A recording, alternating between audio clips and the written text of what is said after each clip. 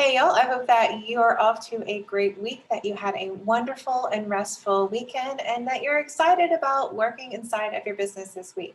So speaking of working, what we're talking about today is how to cut it out with all the busy work. And I know that you know what I'm saying, and we've all been guilty of this, but the problem with busy work is that we can make ourselves so busy just doing all the things that we often run into some issues, some of which are that we end up not doing the things that we actually need to do to grow our business. And we feel like we're just working all the time. We're so busy, but we're not actually getting any results. The other thing is that it's really common for entrepreneurs to do this, where we get into our business and we're just like working all the time, just working because we're trying to reach that goal. And then we don't have a life anymore. We don't have any freedom. We don't have any flexibility. And it's like, wait a minute, why did I even start doing this? I could be working at a regular job for like half the stress of trying to figure all this out, right? So what is really interesting is that there is a statistic, and I bet you guys have heard it too, that says that 20% of your actions get you 80% of your results. And this is something really great for all of us to remember as entrepreneurs, because it is a huge dose of clarity about like, you need to get really focused and cut out all of things that are keeping you busy. And I know that's hard, but that's exactly what we're going to talk about today, is how do you determine what you need to work on to get some movement inside of your business, and why we can end up filling our day with a bunch of busy work as a distraction. Okay, so it's really two sides here. One is figuring out, what do I need to do to get clients, right? And that's a pretty straightforward question that we all want to know. The other side of that is that, why am I self-sabotaging myself with all the busy work? So that's what we're going to get into today. I would love to know what you guys think. If you have found yourself being so busy but without getting lots of results, then please drop a 1 in the comments. I would love to know. And if you have overcome this problem and you have some amazing tips to share, some value to add to this conversation, please let us know and drop those in the comments below. So you see me glancing over. I got a little outline here. So what we're going to talk about is, one, again, we're going to identify the busy work, why we're really busy, and then, in the form of self-sabotaging. And then we're going to talk about ways that you can determine what are the right actions for you to take. And this is really all leading into our mini masterclass for June, which is diving deeper into this topic of determining what exactly you need to be working on to get some traction in your business. So how to solve this for yourself. Of course, this is something I work with my clients all the time.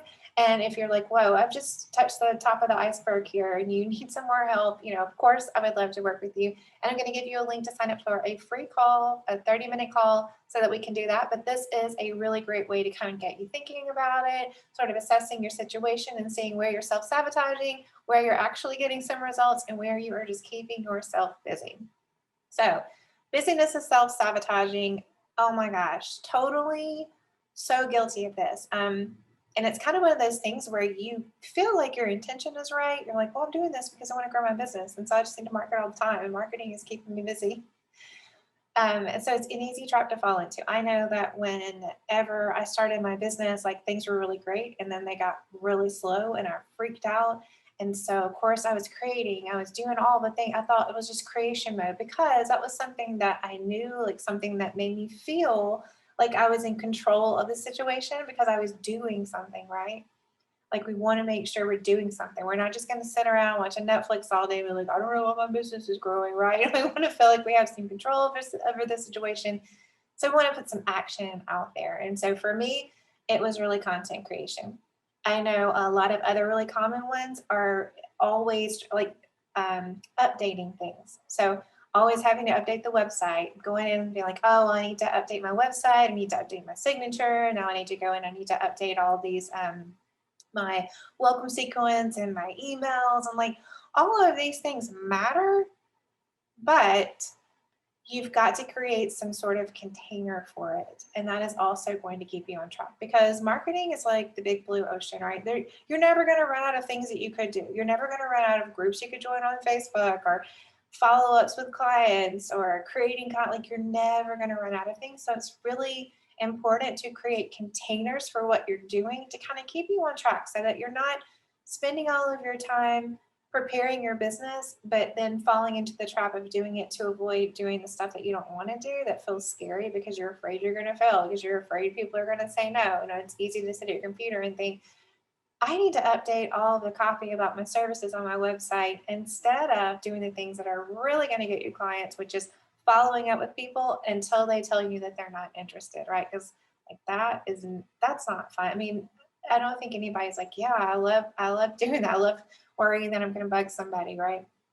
So it's really important to know that. Those are the ones that I see that are really common. So always kind of updating, and I call it needling, like needling your website copy, needling your services. You fall into a place of preparation. Preparation is always trying to update like how people are working with you, and email series and onboarding and you know, all those types of things. And then the other one is just creation. I think that those are three huge big ones. So constantly preparing, updating everything, and then also content creation. Those are three really big ones that I see. You know, all of those things are important, but if you're spending, you know, 10 hours a week doing all of that and 1 hour a week doing client work, then we've got a big problem, right?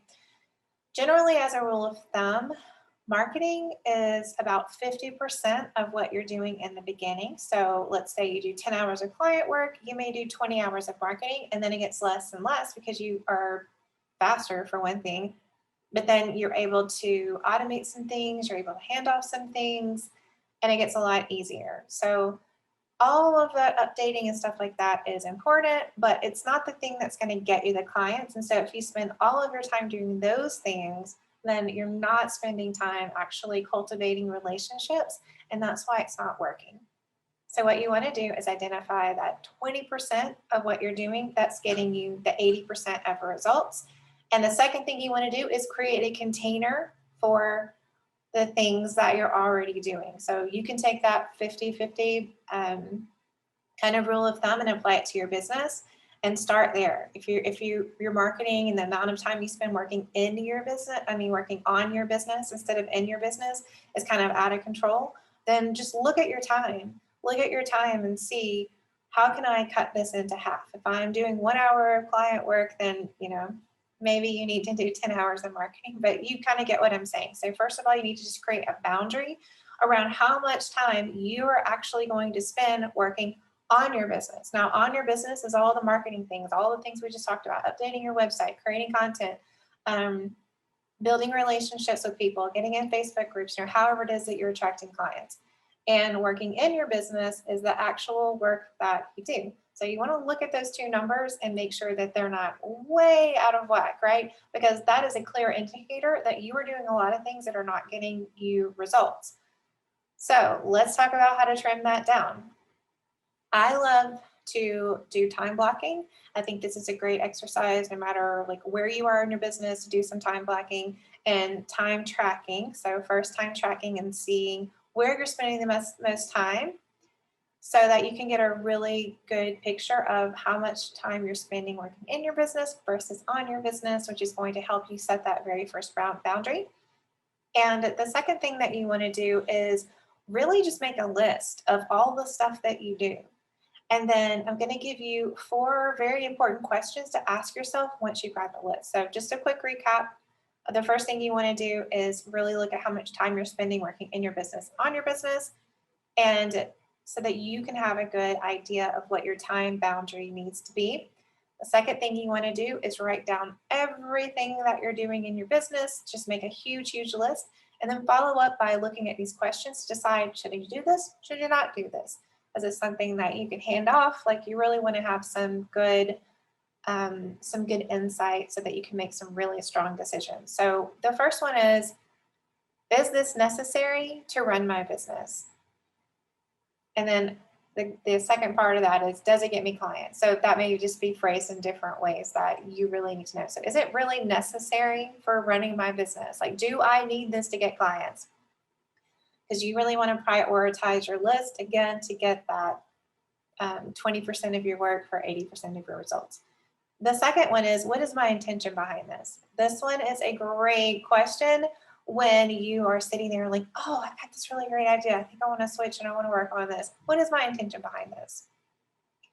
Get really, really real with yourself. What is my intention? So your intention may be that you may realize that your intention is that you really didn't want to work on this other thing that you're working on. You're just trying to avoid doing something else. Your intention may be that you just generally don't want to get on sales calls. And so you're hoping that if you create this other thing, then they'll come to you more easily and you won't have to do that. Really ask yourself, what is my intention? Because if it's not focused on getting clients now, then it's not a priority. Doesn't mean it's not important, but it's not the most important thing now. So intention, again, like maybe you start thinking, wow, maybe I really need to up my website. I think I'm going to do some research on some people that could help me with updating my website. Is that going to get you clients right now? No, then it's not part of that 20% of your work that is really, really important. So ask yourself, what is my intention behind this? That will really help. The next one is, will this help me build relationships with potential clients? This one is really important, and again, also helps with some specific things. So if you're thinking about, well, I've got, my container says that I've got 2 hours to work on building my business today. What should I do? Anything? I'll write a blog post. This is a good question. Will this help me build relationships with potential clients? The answer is it could eventually, but is that going to help right now? No. Versus spending 30 minutes in a Facebook group, really engaging with people and answering their questions that really speak to your expertise. Which one of those do you think is more likely to build relationships with potential clients? A passive blog post where somebody could or cannot see that, or getting into a Facebook group and personally engaging with people. Another example would be, if you've got 2 hours, should you update your Instagram graphics, or should you send out an email to your newsletter list? So think about it like that. Which one of these is going to help me build relationships with people?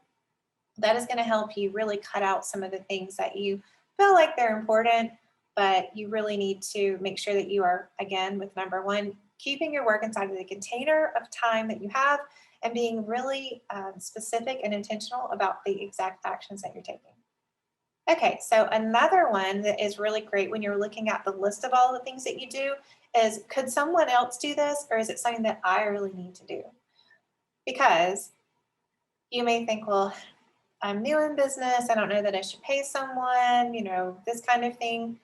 But these are always good questions to ask no matter what point of business that you're in, because if you're in the beginning, you need to know where you're going. So if you look at this list and you think, well, I'm not ready to invest in hiring a VA right now, but I can see that if I gave away these 3 tasks, it would save me like 5 hours a week. So then you know where you're going, and you know that when you look at your time and you look at your boundaries and you see what your containers are for working in your business versus on your business, that when you get another client, it's going to make a lot of sense to give those 5 hours to someone else so that you can open yourself up for more clients, instead of getting to a point where, again, you're like working all the time, right? So it's always good to look at that, even if you're in the beginning part and you're not ready, but you know that you're going to grow, right? You've got that magnetic mindset, like it's happening. It's always good to see what things do I have to do, and what things can somebody else do for me. And that's really going to free up a lot of your time. So I hope that you guys like these tips. Again, if this has happened to you, you've been like overwhelmed with busy work, then drop me a 1 if you've overcome this being so busy all the time without getting big results in your business. Leave me a 2. Let me know like how you overcame this. Let us know what your tips are. And just a quick recap for my tips. The statistic is that 20% of your effort gives you 80% of your results, but it can be really hard to figure out, 1, what those 20% of actions should be, and 2, to just avoid the trap of busy work as we are building our businesses, because we want to be busy, we want to be putting action towards our goal. So it's, again, really important to make sure that you're putting the right actions behind your goal. And the way that you can do that really easily is to look at your time. So really be diligent about tracking your time. Just try it for a week and see how much time you're spending working in your business versus on your business, and create some kind of container, some open hours for yourself, and divide those up between the 2 things. And then you want to go through and make a list of everything that you do in your business and ask yourself these questions. Is it necessary to run my business? What is my intention behind this? Will it help me build relationships with potential clients? And is this something that I have to do, or is it something that I could hand off to someone else? So I hope that those help. And I'm also going to leave a link in this video for you to sign up for a free, totally free 30-minute simple strategy call with me. And in this call, we will look at your business and identify what things that you actually need to work on right now to get you results. So we want to make sure that we are maximizing that 20% to get results and not just filling ourselves with busy work. So if you want some one-on-one guidance and what you need to do to get your next client, please grab that call. Like I said, it's free, and there's only a few of these that I have space for every month. So make sure you click on the link and go ahead and schedule that for yourself. And I hope that you guys have a wonderful rest of your day.